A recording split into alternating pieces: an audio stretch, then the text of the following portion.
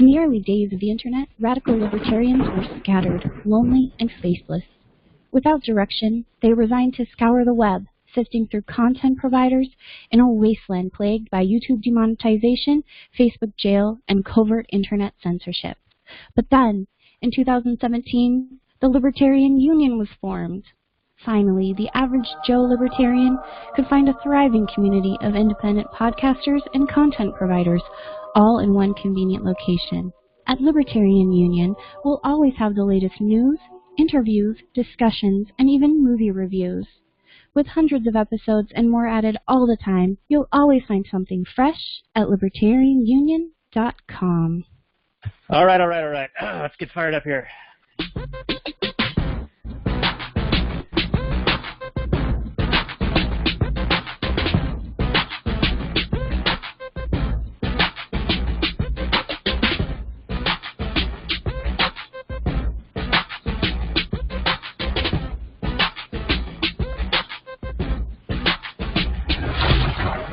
Maximum freedom.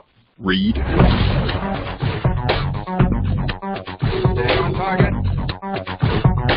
Maximum freedom. Stay on target. Maximum freedom. Read Rothbard.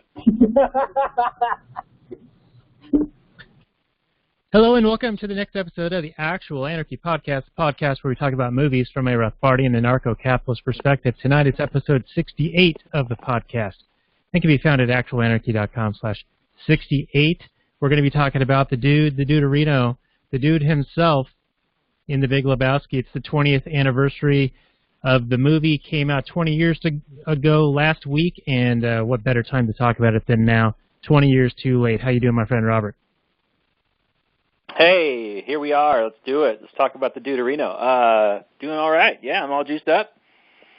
I'm back. And let's do this. Yeah, I think this is going to be a fun one. We were talking a little bit pre-show, and that can be found in our Patreon bonus content at patreon.com/readrothbard, readrothbard.com/Patreon, or actualanarchy.com/Patreon.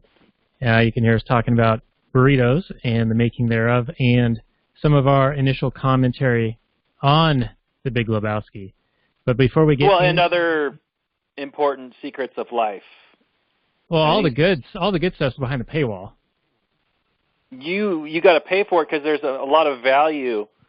I mean, I'm not just going to give away life secrets for free. So cough up just a few bucks. You'll get the secret meaning of life, and then you're free to essentially ascend to nirvana. But I'm not making any kind of medical claims here, just claims about the universe. That cannot be proven, so we're not over-promising anything. Nor disproven. It's all subjective, really. Subjective value. Oh, they're nihilists. They don't believe in anything, Ronnie. That's right. Donnie. That's right. Well, we're going to cut off your Johnson after a moment and we get into our normally-friendly version, if you're ready for that, Robert. Do whatever you want. I'm just here along for the ride. All right. So, everyone, this episode for Actual Anarchy is .com/68, and for the Last Nighters, it'll be -11. And we're going to get into the normie-friendly zone. It's the version of the show that you can share with your friends that doesn't have the anarchy stank on it. So here we go with the Last Nighters version. Hold on.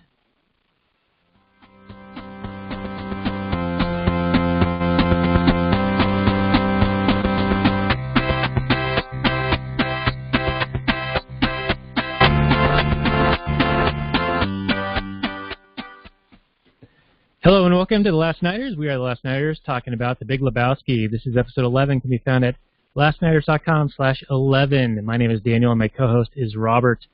And we're about to get into the Google description of the Big Lebowski. But first, a word from our sponsor, Robert Johnson. How you doing, sir? Hey, Yeah, the check is in the mail, buddy. I'm sure you'll be getting my monies. I'm doing great, buddy. I'm all jazzed up for this one. Watched the movie last night, as makes sense, as per the show requirements. And, I'm interested to see what you had to think about that one. But let's do this to Scoobles. We'll do the Scoobles, the Scooby snacks here. The Scooby description snacks. All right, the Big Lebowski came out in 1998, indie film, stoner film, 1 hour, 59 minutes, 8.2 on IMDb, 81% Rotten Tomatoes, and 87% of Google users like and approve of this movie. And I'm surprised that's not a higher rating. I mean, it's high. Not quite as high as Jeff Lebowski, but, you know, for a cult classic that has so many quotable things going and so many indelible scenes, I'm surprised it's not higher than that. But here is the description. Jeff Bridges plays Jeff Lebowski, who insists on being called the Dude, a laid-back, easygoing burnout who happens to have the same name as a millionaire whose wife owes a lot of dangerous people a whole bunch of money, resulting in the Dude having his rug soiled, sending him spiraling into the Los Angeles underworld. Came out March 6, 1998. It's the Coen brothers. Box office of $46.2 million. So not super awesome at the box office, though probably made their money back. But I think this is one of those movies that lived on in the DVD and since as a very rewatchable and enjoyable film. Just to do the spoilers all the time, I'm going to give a pretty good review on this thing. But what do you take away from that Google description, Robert? Well, first of all, I just want to say how happy it makes me to know that there is some Google staffer somewhere that has a description, a category of films labeled stoner movie. That just makes me happy that it's hard enough to categorize movies, and to have an entire genre called stoner films is something, because there are some musical interludes in this movie that are a bit psychedelic, and it's very definitely like a pro, or at least not a negative, anti-drug message that you get out of watching this movie. But I don't know how much of a stoner film it is, other than just dude's overall chill attitude about pretty much everything in the movie. But yeah, it's good. Well, you mind if I do a J? I mean, there's a fair amount of him being mind-altered. He even makes reference to it in his discussion with Maude, saying that he needed to be on a very strict drug regimen to the ins and the outs of the case. A lot of moving parts here. You're not privy to the new shit? Hey, man, new shit has come to light. Yeah, there's definitely a lot of drug use in the movie, but I don't know. What do you call a stoner film? What else qualifies? Maybe Dazed and Confused? But why? Yeah. What makes that a stoner film? Well, I think just the fact that they're stoned pretty often. So as long as your characters are stoned, it's a stoner film? Well, yeah, this is an interesting angle, because I think it takes a little bit more than just having your characters stoned in the movie. I think it has to do with having the dialogue and the little vignette-type scenes that are just rewatchable and enjoyable in different ways when you're inebriated versus not.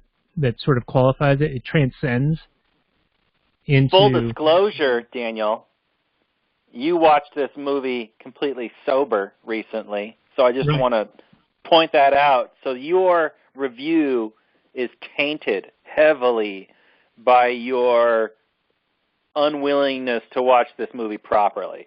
Well, I'm the yin to your yang. We need to get the two different perspectives on this thing. It's like the two-party system, only we're really of the same bird, just like politics, really. Yeah, because there's nothing that says diversity like a two-party system. You get the whole story from the two, which are essentially the one. Right? Right. Every time, all the time. So, you get all the best options. So where do you want to start? Do you want to start with, there's not a whole lot of emotional content here except for when Donnie kicks the bucket. Yeah, but yeah. Well, okay, when, at the very, very end, the the ashes spreading scene gets a little bit emotional, but then it's immediately undercut by the comedy of the dude getting splashed in the face with his ashes. So I don't know. Yeah, so that was our tears jerked at the very end. But let's sort of start at the beginning, because I think that this is a movie that I've watched many times, and I don't think if I really ever fully understood it nor really cared to follow the story itself until recently, until watching it for the show, because it's a movie that the scenes, the bits and parts are almost greater than the movie itself. Like, taking them piece by piece are almost strong enough on their own, because every scene has something going on that is just hilarious. And I think that when they pieced it together to try to tell this whole story arc, there are some holes, and maybe you and I can discuss, and maybe we'll figure out how they get from plot point A to C or D. But I just, in my own experience, the overall story didn't really matter so much to me until recently, and I still found the movie enjoyable. Yeah, I think if you're watching the movie sober to the point where you care about the story making a whole lot of sense, I think you're doing it wrong. I think, like you said, you need to be, you can do it inebriated and just enjoy each individual scene as the Coen brothers masterfully crafted the comedy and the bizarre. I mean, if you don't get a pleasure out of seeing Turturro on screen in his very first scene, you're doing it wrong. This movie is filled with some of the best character actors working in Hollywood, with Turturro, Goodman, Bridges, and Buscemi. Probably Bridges is probably the most overall accomplished good actor, followed very closely behind by John Goodman, who's also a master. But if you want, just genius character after genius character, and then there's who plays Maude? Julianne Moore. Julianne Moore as Maude is also amazing. And then there's also an appearance by Job, isn't it? No, not Job. From Arrested Development as Maude's friend. I forget his name in that show, but all kinds of fun little stuff that you see in this movie, masterfully made by the Coens. Yeah, and Philip Seymour Hoffman's in it, Tara Reid, and just line after line of just hilarious, fun stuff. And one of our previous guests on the show, his favorite moment is the laugh that Philip Seymour Hoffman says after Tara Reid offers to suck the dude's cock for $1,000. And as he's getting dragged away, he says, I just have to fight a cash machine. Yeah. Oh, comedy gold, comedy gold. So yeah, there's a lot of masterful scenes. Goodman talking in the diner is really strong. Anything with Turturro in it, playing Jesus. Yeah, just and then Bridges throughout the whole film is fantastic. So, and then of course you got Sam, right? The what's his name? Sam Elliott, yeah. Sam Elliott. It's bookending the whole story.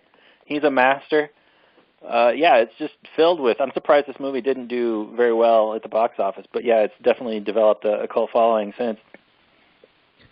Yeah, so let's start at the beginning, because there's a miscommunication or misunderstanding, because he has the same name as this supposed millionaire. And so these two toughs, one is, they call him the Chinaman. They break into the dude's apartment and rough him up and soil on the rug.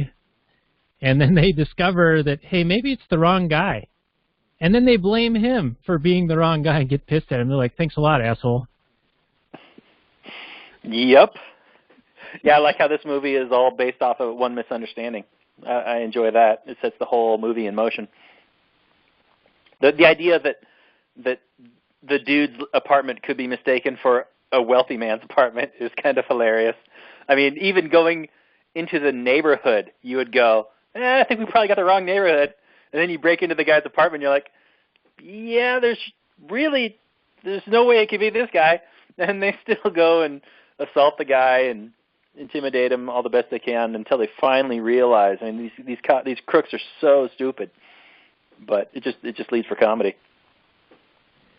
Yeah, and I think his name was Wu. And then when they were talking about it at the bowling alley, of course, Goodman's character's like, dude, Chinaman is not the proper nomenclature. And then moments later, he calls him, the Chinaman is not the issue here. So that stood out to me as like one of those progressive holier-than-thou things, like, oh, you don't say those words, but then the moment later they end up using the same term, that the hypocritical thing. Thought that was pretty funny. Sure. Oh, yeah. Well, do you want to talk about the ethical, moral implications in the story? I mean, right off the bat, you've got Lebowski, who is attacked by these two thugs. And then he goes to seek recompense by the real Lebowski. And I think the real Lebowski's, or the Big Lebowski's response is completely apt. Like, I'm sorry, this happened to you, but this has nothing to do with me. I don't owe you anything. Right, yeah. Do I have to recompense anyone whose rug has been miterated upon in this fair city? Yeah, I mean, he's completely right about that. I mean, where does the dude get off asking the Big Lebowski for anything in this situation? Go to the people who violated you. I mean, even if, find them, seek them out, do what you got to do. But where does he get off asking the Big Lebowski for anything? It just boggled my mind at the time. Yeah, I think the Big Lebowski is correct in his questioning, like, well, Brent told me, and, now you're telling me, and what does it have to do with me? But there is a certain connection that I can make, and that is, well, they were trying to get this other, the Big Lebowski. They were trying to attack him because his wife is the one causing all these, debts and everything. And so it's like the ball was in motion, and then the criminals pointed their anger and offense in the wrong direction. So you're right, Lebowski, Jeff, they're both Jeff. The dude should be upset with the guys who pissed on his rug. But he's also this kind of revolutionary type, like this burned out 60s type protester from Seattle 7 and writing manifestos and whatnot, or what was it called, the Hampton Concords or something like that. Right, the initial draft, not the second, not the watered down version.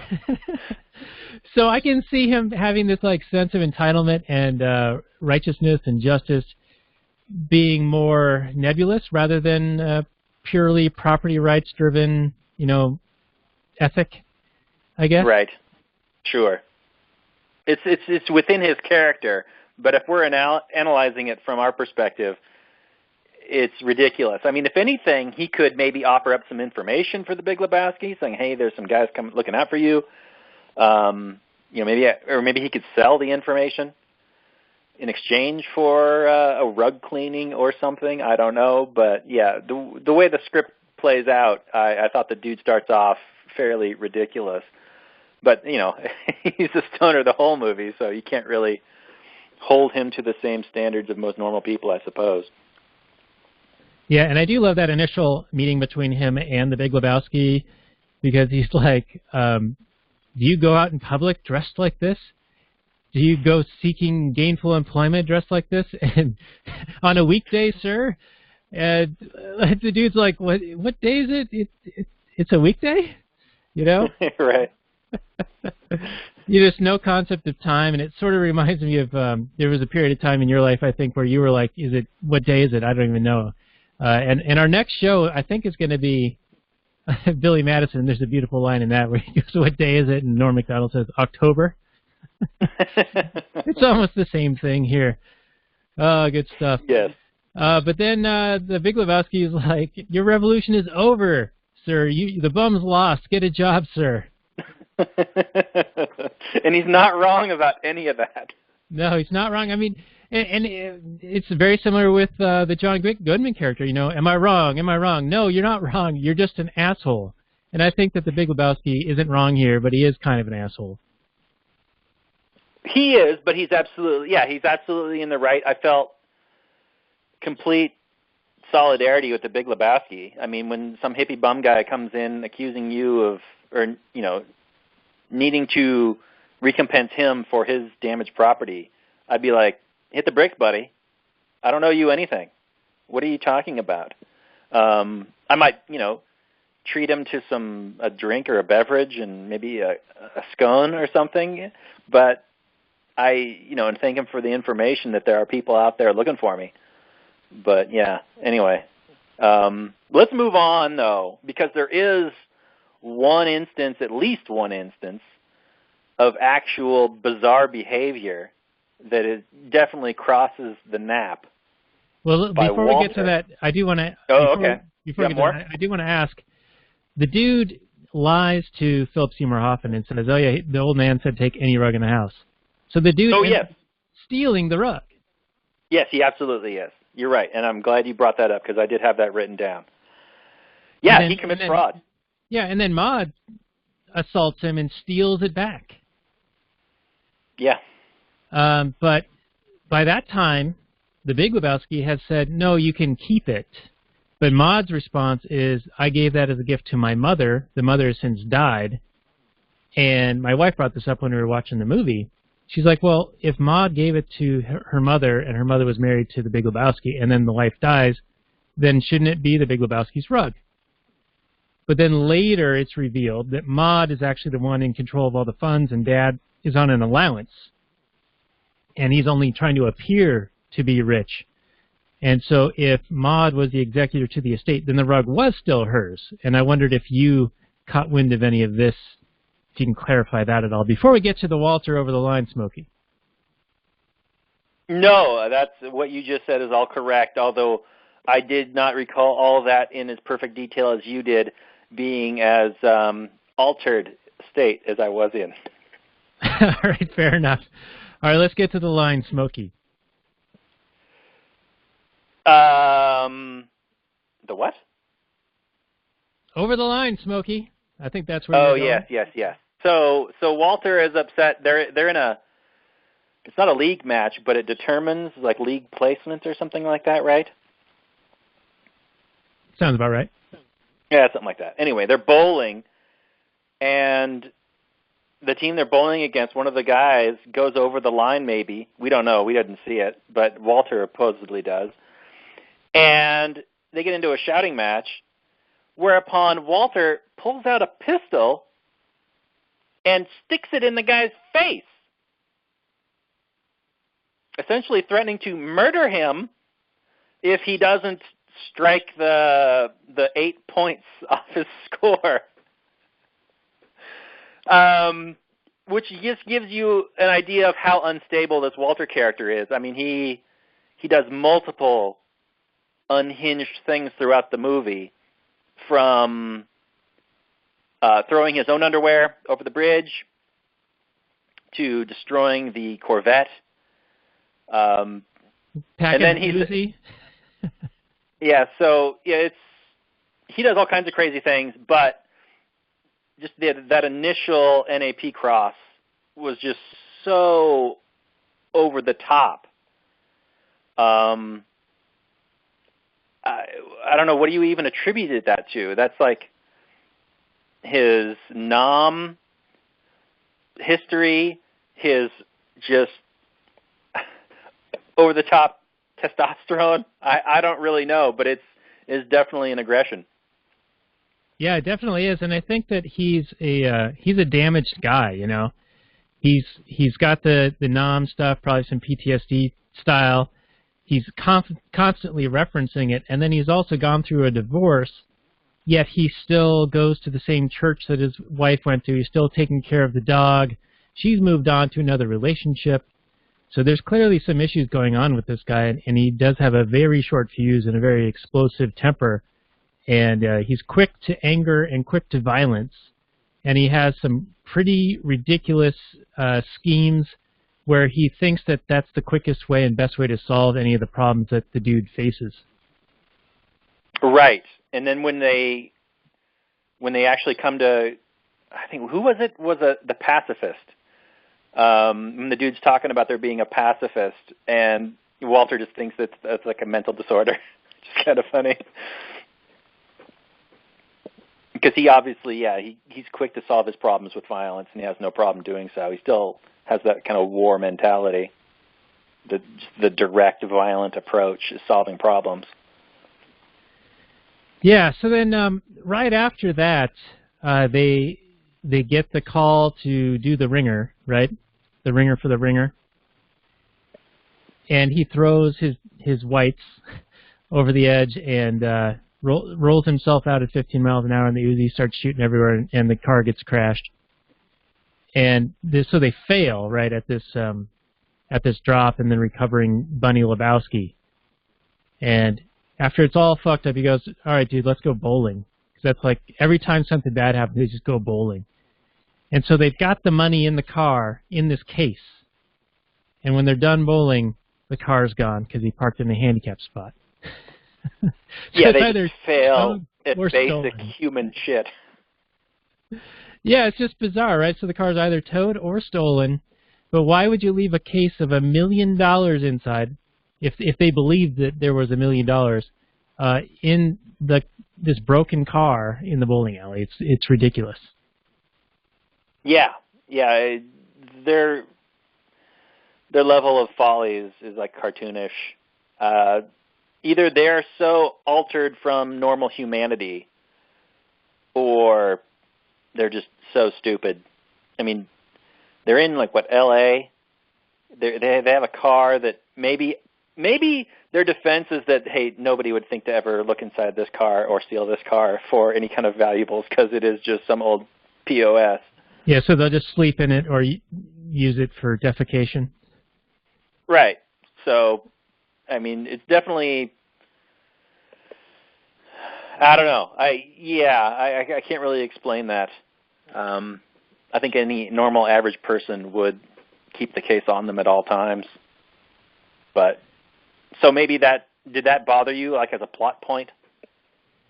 It bothered me just a little bit. I mean, but it's also par for the course with the dude and how he's not altogether with it. None of the characters are, so it doesn't make sense for them to make a whole lot of good decisions.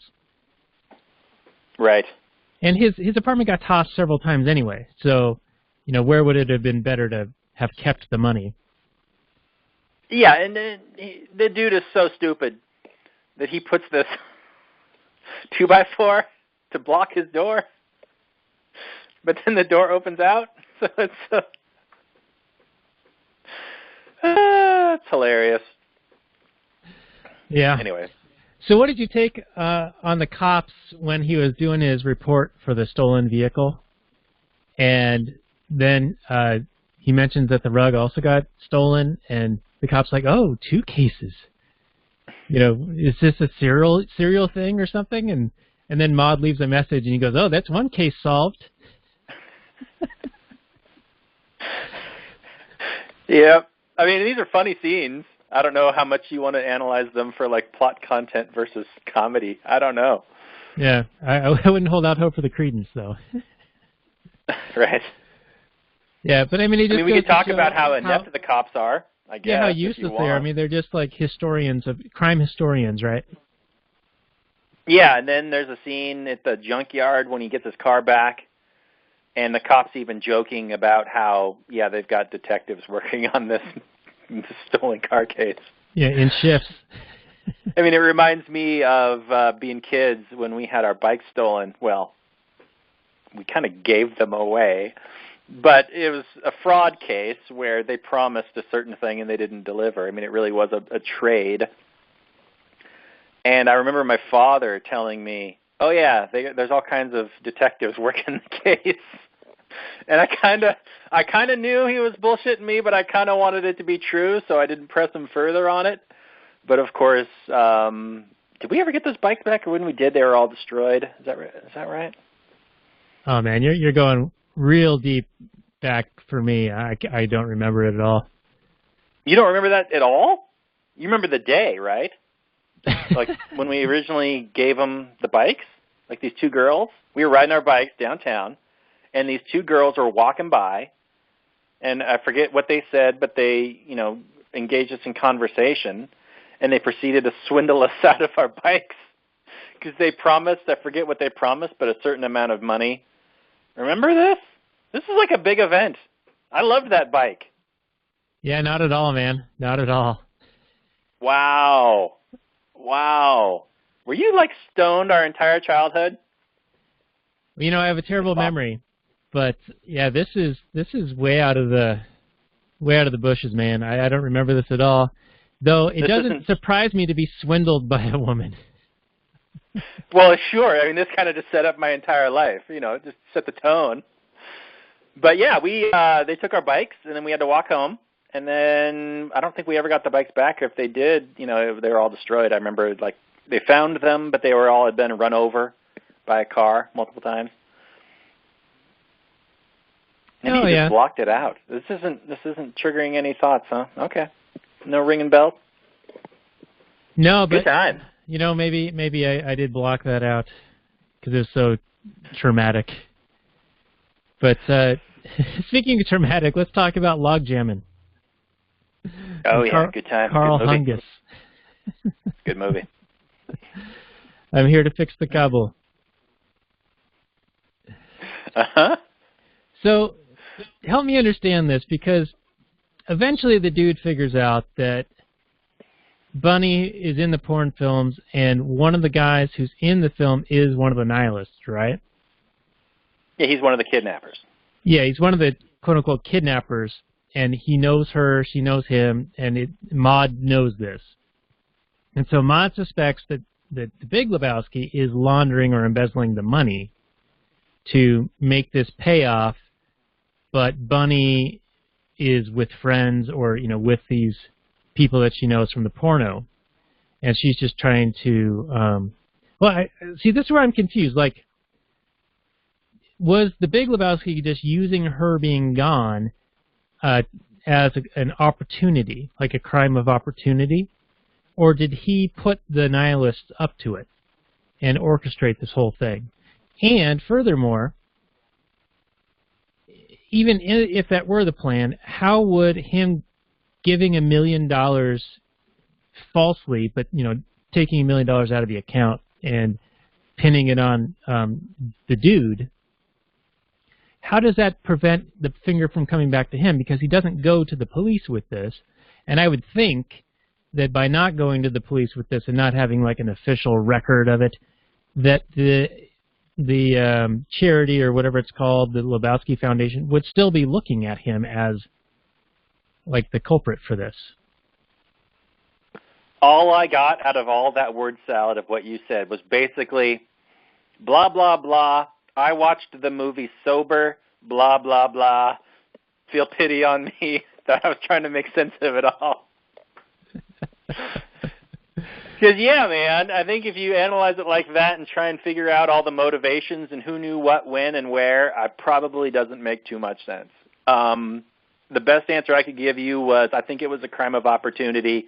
The log jamming guy knew that Bunny was out of town and decided to try and maybe get some money. And then Big Lebowski was like, ooh, this is a chance to get money for me too, without thinking too far ahead. Like they would never actually cast a whole lot of suspicions on me, I guess, because I'm I draw a lot of water in this town, right? I mean, there's the sheriff or no, that was another guy. That was the other guy. That was the log jamming producer guy. But I imagine it's a similar situation for Big Lebowski. Mr. High Reputation wouldn't draw a whole lot of attention to him, especially not from some stoner loser like dude pointing any fingers. But hey, man, right?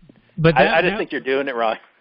Yeah, but giving the money to the dude and then having that be your cover story would make it even more suspicious, right? I would hope so. You had this guy be the bag man? Really? Mr. can't get his shit together at all?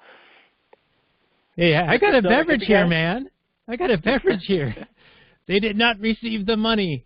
Nothing is fucked.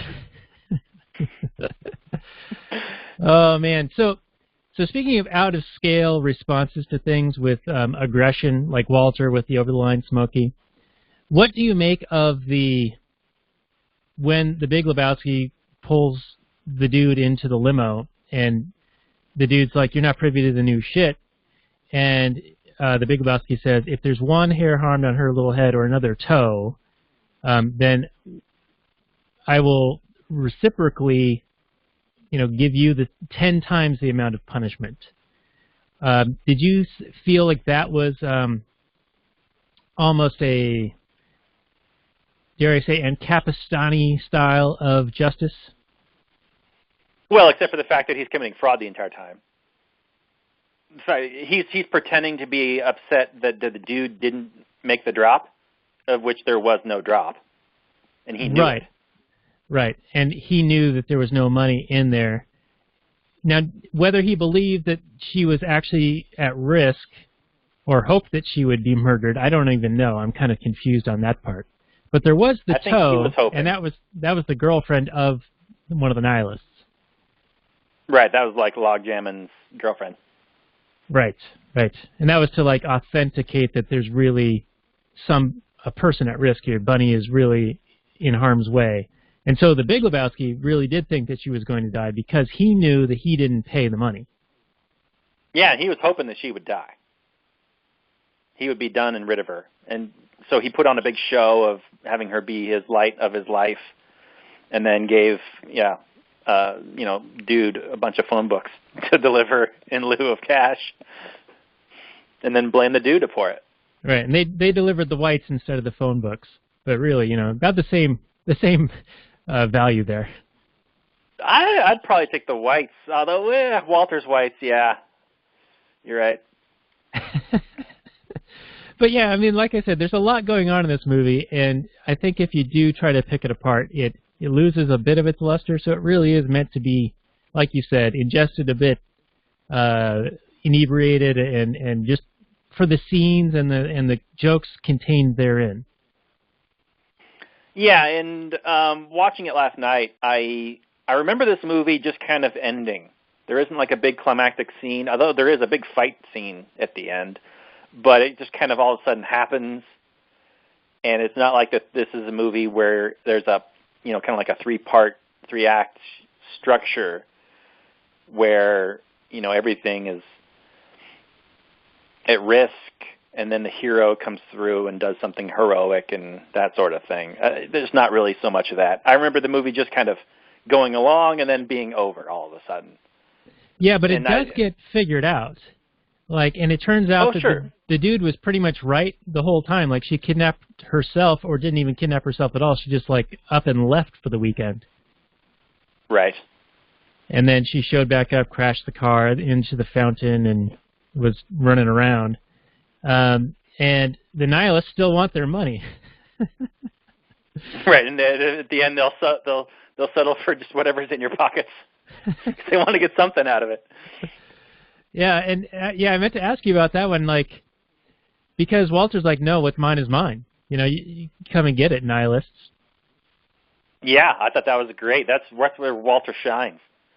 Because in the diner, it's really sad because he's like, there's a property rights argument there too, where Walter's causing a disturbance, and the lady that works there is like, hey, you keep causing a disturbance, I'm going to have to ask you to leave. And Walter's like, this isn't what my buddies died face down in the mud for. They died protecting your freedoms. And I was just like, even altered. I'm like, you're justifying the Vietnam War as a way to have protected the freedoms of American citizens? Are you joking? Who still believes that line of BS? But I guess Walter does. But then, yeah, he shines at the very end where he takes a stand and he's like, no, I'm not giving you anything. And I was cheering on Walter at the end there for sure. Yeah, and he was very, very violent in his response to them. But, I mean, to be fair, they had a sword and they, could have easily killed both of them or all three of them. I mean, Donnie died just as a result of all the excitement, which was sad. Right. And they're mean to Donnie the whole time. And then in the end, when he's being spread. Walter says mostly nice things about him, and then of course brings up Vietnam again, and then dusts the dude fairly quite a bit. So that was pretty nasty. But yeah, then the movie just kind of ends when they realize that the nihilists, there's no hostage. That's not how this works. Those aren't the rules. And yeah, then it's kind of the end. Yeah, just kind of over. I mean, it's sort of resolved, but yeah, like you said, I mean, you have to. I guess the nihilists got punished in the fight. I guess the Lebowski doesn't face any repercussions. The Big Lebowski doesn't face any repercussions other than having his irresponsible wife home to cause more trouble for him. The dude is just the same. There's no real character arc with him. He learns some things throughout the movie, but nothing about his character. He doesn't face any character growth or anything like that. The characters are it's more of a slice of life type of movie. But it's really, it doesn't really work in terms of character arcs, but it still works as a movie, I guess. It still works as a collage of scenes and just character actors just chewing scenery. So it's good in that sense. Now, does this line up with most of the other Coen brothers' work for you, or does it stand out as better than the rest, or different in any respect, or is it pretty much in line for you? It's less of a complete movie than their other work. I think that they've done some really good stuff, like Oh Brother, Where Art Thou, and Fargo, and other things like that.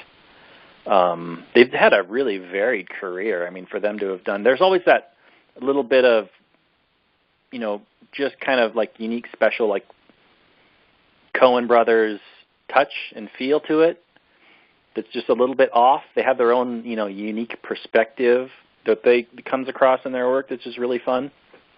But for me, this movie is, probably third or fourth on the list of Coen Brother movies, just because they've done such great work. I mean, No Country for Old Men, it's a fantastic movie. And varied, different. I mean, similar to Fargo, I guess, but they do non-standard things. They're not afraid to do just crazy shit that you wouldn't think would work. Like in No Country for Old Men, where they kill the main protagonist off screen. It's just what the hell? They'll do amazing stuff, and just surprise you, which is one of the hallmarks of their work is just surprise, which is, for a jaded moviegoer like myself, is really nice. All right, well said. Well, I know we've got a little bit of time left, so I'm pretty much through my notes, but do you want to maybe go through some of the characters that you really liked? I know you were talking about Quintana, Jesus Quintana, and maybe just go through some of your favorite moments with each of the characters? Well, sure. My favorite Walter scene is when they're in the diner, and they're talking about the toe, and the dude is concerned about the toe, and the Walter's like, "You want a toe? I can get you a toe. I can get you a toe by 3 o'clock in the afternoon." I mean, who says that kind of thing? Who says, and then it's specific to name a time at which he could produce a toe for you if you really needed a toe. It's just comedic genius. Buscemi's character didn't really get a whole lot to do other than just get yelled at. He was more just like a foil for Goodman's character. Every time Turturro's on screen, it's magic. He needed to be more in the movie. The very beginning where he's licking the bowling ball, and then he's talking about fucking them. Oh, they'll have to fuck them on the weekend, or he couldn't fuck them on the Shabbos. The whole thing about Shabbos, it's all good. And then Maude, where she's initially asking him about if he likes sex or not, is really good. And then where the dude's like, "Man, I'm talking about a rug, man." Oh, you mean coitus? So good. I mean, those are some of my favorite moments from this movie, but there are just so many to be had. What are some of your favorites, sir? Well, I like the "Is this your homework, Larry?" And the kid really doesn't know what to say, so Goodman gets so upset so quickly. He's like, "This kid's stonewalling me," and he goes out and smashes up the car. And you know, Donnie keeps talking about the In-N-Out burger. Goodman's getting so upset with him. Like every time Donnie and Goodman are interacting, it's Goodman yelling at him like, "You're like a child just walked into a movie. You're out of your element, Donnie. Shut the fuck up." It's just, right. It's so good, you know, and it's like this whole movie is just stuff that you can just replay in your head and quote, and it just gives you a chuckle even thinking about it. So it's really good stuff, and I think that really helps with the cult classic aspect of it. There's actually a bar in Reykjavik, Iceland. My wife and I went there about 5 years ago to check out the country, and there's a bar themed after Lebowski. And they, you know, serve up Caucasians, and they've got bowling alley regalia and all that stuff all around it. And I think it's called Lebowski's. And they've got the little Very time, nice. you know, like you can see yourself in the reflection, the time Lebowski Achiever of the Year kind of thing. It's good stuff. And this movie also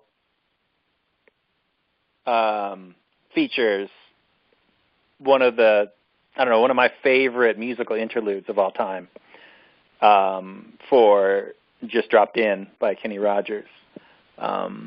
Classic song, and it's done to perfection in this film. Oh, is that just checking or seeing what condition my condition was in? I just dropped in to see what condition my condition was in, yes. Fantastic musical interlude when the dude has been drugged. Of course, he's drugged the whole movie, but specifically drugged by Logjam and producer guy. Yeah, Jackie Treehorn. Yeah. Now, was that whole drugging the dude, was that just so they could ransack his apartment looking for the money? Dude, don't ask me. I don't know. Because then he just wakes up, you know, outside, just walking down the street in Malibu or whatever. Yeah, I don't know. Yeah, and then he gets yelled at by the cop and says, I'm sorry, I wasn't listening. And the cop throws the mug at his head. He calls him a fucking fascist. Oh, yep. man. Just, I feel like this episode is just us like reminiscing about the movie that we just watched. That's pretty much all it is. This is the low point of our show, but this is such like I said, a sum of parts movie where it's not really worth even talking about the whole thing. It's just fun to laugh about the moments, I think. Yeah, I mean, did you like that moment when is pretty much what this movie is really good fodder for. Right, and it holds up. And this is the 20-year anniversary of it, and we're still laughing about it today. So, kudos to the Coens. Yeah, I would agree. And this came out, at a time when in our lives we were just out of high school and still in the mode of watching a movie and then quoting it to death. And I feel like that this is one that I still quoted until present day. I mean, even though I haven't seen it in a few years, I've still been quoting it. Especially like, well, that's like your opinion, man. I use that GIF all the time on Facebook in debates. I'm trying to debate less on Facebook with people because it's not really all that effective, but it is a great GIF to use. It's so useful in so many different situations. Pretty much anytime anybody says anything, you can throw that out there. It's timeless. It's evergreen. And everybody knows what it is from and appreciates it, so you can also use it to lighten the tone. It's good. Because things can get pretty serious pretty quick on Facebook. I don't know if you've noticed that. Oh, yeah. Yeah, I also use the that escalated quickly fairly often. All right. Well, I think we're running out of actual content here. So let's get into our final summary and review before we wind the show down. We've been talking for just under an hour here, and I think it might have been fun for some of our audience, but maybe not. So maybe we'll end the suffering and get into the final summary and review, Robert. Well, if you haven't seen The Big Lebowski by now, what are you waiting for? 20-year anniversary here. I imagine this is just one big nostalgia episode because that's basically what it was for us. It's a great genius comedy by some very, very talented people. All the actors, the writers, the direction, it's all high quality. So for me, this movie is like an 8.5, and that's really high for a comedy. Usually comedies don't hold up over time. I would say like the original Airplane movie, the Naked Gun type series movies, those hold up for me personally because that's that kind of slapstick kind of like stuff really works for me. But a lot of other comedies, not so much, but this one really does hold up. Yeah, so like really strong, 8.5, man. Watch it again, and then again, and then again. Preferably a little bit altered, but I'll leave that up to your own discretion. Or try it, many different ways, and it'll really help the room come together. That's right. It will, even though that's just your opinion. All right, you fucking fascist. I agree. This is a very good movie, but like I said, some is the parts are greater than the sum. It's like the little moments I think stand out, and so you could watch just. It's one of those movies that could just be on, and you could pay attention at any point for 5, 10, 20 minutes, and still get an enjoyable experience. You don't need to see the whole movie. Of course, I recommend seeing the whole movie. I'm going to put it up there like at a 9. Just because it has a whole lot of nostalgia for me, and like you were saying, all the character actors and all the great moments and the great quotable lines and the comedy within the comedy is really strong, and so I highly recommend this one. Agreed. Yeah, it's not necessarily the best scripted, like plot-wise movie. You're not going to get super excited about, it's not a thriller. It's a different animal. But of course, I mean, you know that. Why am I even talking? It's the Big Lebowski, man. Thanks for listening to the episode. All right, thank you, dudes, and we'll say good night from last night. Here we go.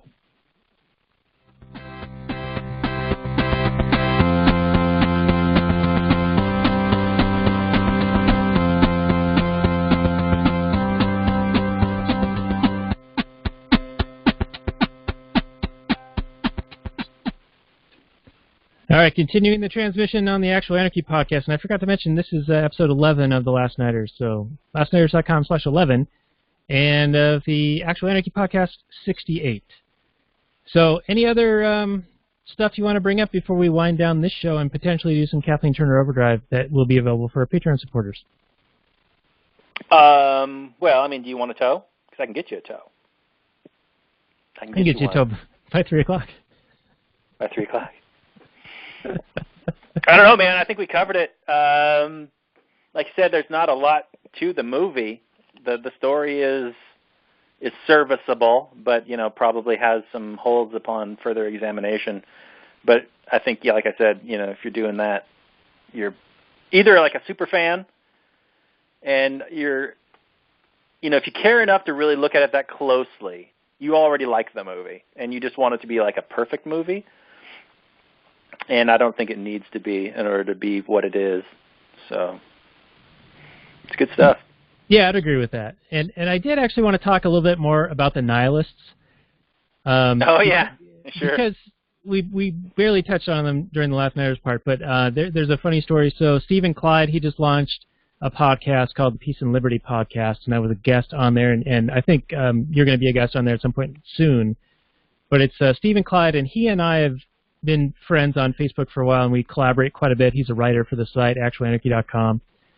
And we would often get into these Facebook debates with people and sort of tag team. He'd respond, and then the statist would respond, and then I would write something, and vice versa. And we both ended up debating this nihilist who claimed to have written a book that debunked Rothbard in like half a page. And, we, of course, gave him the whole, well, why do you care? And all that good stuff. And basically, he had self-published a book that had not sold to anyone, and it was just good times with the nihilists because they believe in nothing. They don't care about anything.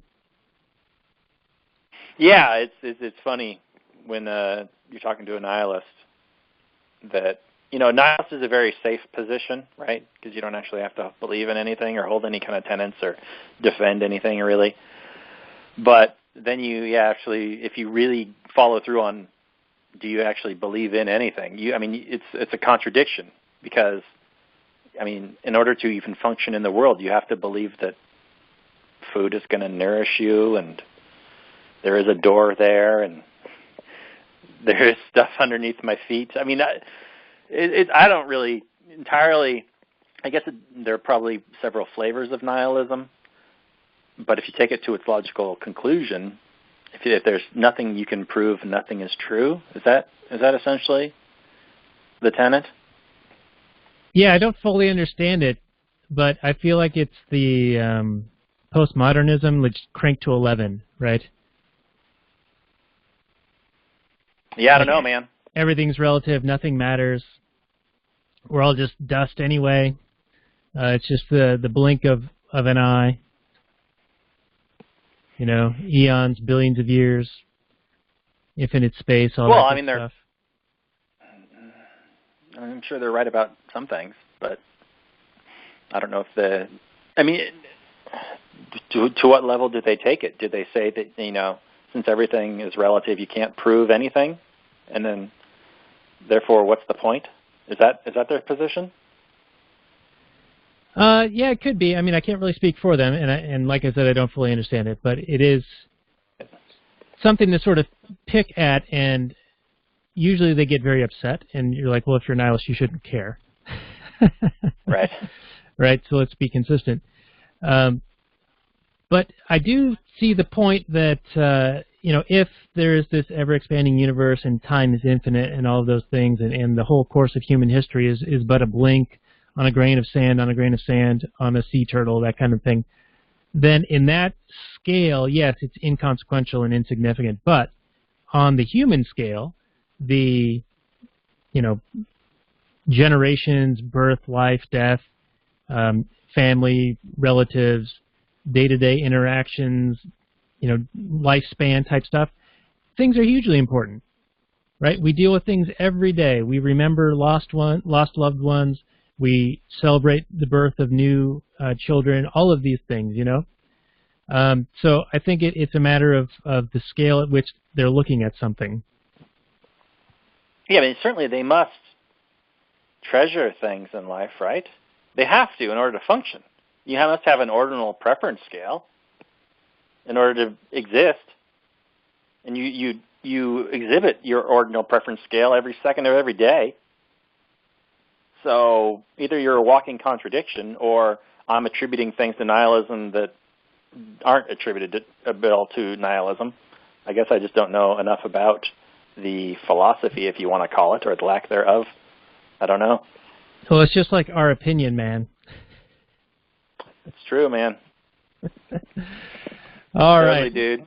What about pacifism, though? I think pacifism is also equally kind of weird and kooky. If you're talking about somebody who will not even defend themselves, that's kind of strange. Like, even if you're getting attacked, or if you're, you know, some loved one is standing right next to you and getting attacked, you're not going to do anything. Is that essentially the philosophy? It seems to be. I'm more of an advocate of natural and negative rights, and so the right to defend oneself is perfectly legitimate, right? Because no one has the right to aggress against you. And so, yeah, it doesn't make a whole lot of sense to me, though it does seem to be a personal choice that is consistent or congruent with my philosophy, you know? Like, if you choose not to defend yourself, okay. If you choose to defend yourself, okay as well, right? It doesn't affect you at all. Right. So, you know, I think that they can live in harmony with us voluntarist types. But does a pacifist, do they vote? Do they recognize government for what it is? I'd be curious to know that. Yeah, that would be an interesting thing because I think a lot of people don't view voting as violence. I tend to because you're trying to impose your will upon others through a hierarchical, political system that is only meant to divide and create difference and division between people and subjugate whatever percentage of people who either voted for the other person or the other option or didn't vote at all. Right. Yeah. So you have to impose violence to do those things. I do think there is a space for defensive voting, but for me personally, it's a very limited and selective thing. It's more like vote yes or no for a increase in your taxes. Well, I would vote no. But I also feel like voting is sort of like legitimizing them in a way, because it only encourages them. Like, oh, look at this turnout. Oh, we must be doing something right. That kind of a thing. Well, yeah, because you can't just say, oh, by the way, this is a protest vote. Oh, by the way, this is a defensive vote. Every vote is not seen as that. It's seen as a mandate from whoever to do whatever. I mean, there isn't a politician alive who's won an election and gone, well, I'm probably just a protest candidate. No, they see it as this is a mandate from the masses. They want me to lead them. They want me to rule them. Oh, yeah, you see it even with people touting how Gary Johnson got more votes than any other prior Libertarian presidential candidate. When, in all likelihood, he got as many votes as he did, not because of his platform or people believing in him. I mean, sure, there are some people who did that, but I think that more people were so turned off by the leading candidates that they were protest votes in favor of Gary Johnson. And so, but he still uses that as, or people talking about him still use it as, oh, see, look how great he did. Yeah. Not how shitty the other candidates were and how obviously he was a protest candidate. And I'm sure there's a mix, but you're right, there's no way to know. But, yeah, I mean, people don't necessarily vote for a candidate so much as they vote against the other candidate, because all these politicians, they're all trash and everybody knows it. They're all either bought and paid for or just garbage people. And so people vote against other candidates all the time. But it's never interpreted that way by the politicians and by the mass media. It's always, look at all this popular support for candidate X. Give me a break. So, yeah, voting does nothing but encourage and legitimize the system. And when it's a system of oppression and subjugation, I don't see why people would want to participate in that, especially when it's your own subjugation. All right, so this was our show about the Big Lebowski. It took a turn here, but maybe we should wind this down and perhaps continue this in our Kathleen Turner Overdrive. What do you say? Sure, although I will say that, the Ron Paul moment wouldn't have happened if Ron Paul wasn't in office and didn't have a big televised moment. And he certainly did convert a lot of people because of that.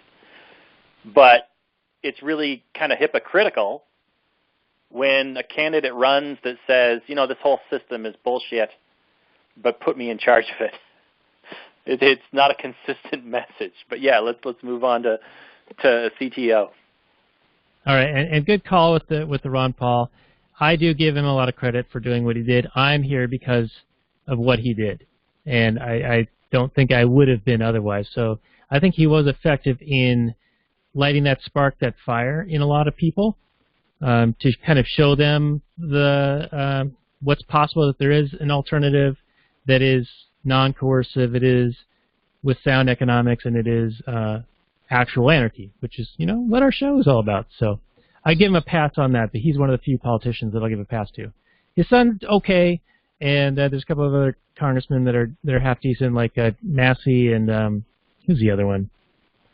Anyway, any of our listeners will know who I'm referring to more than I do.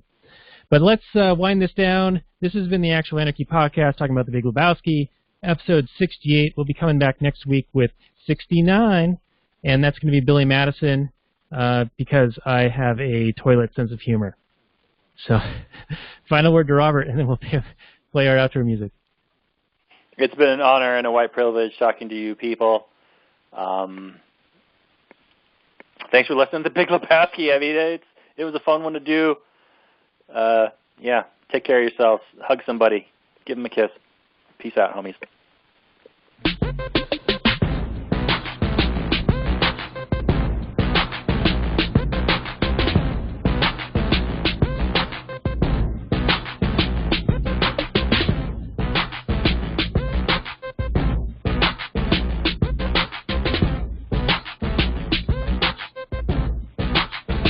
The Chipmunks.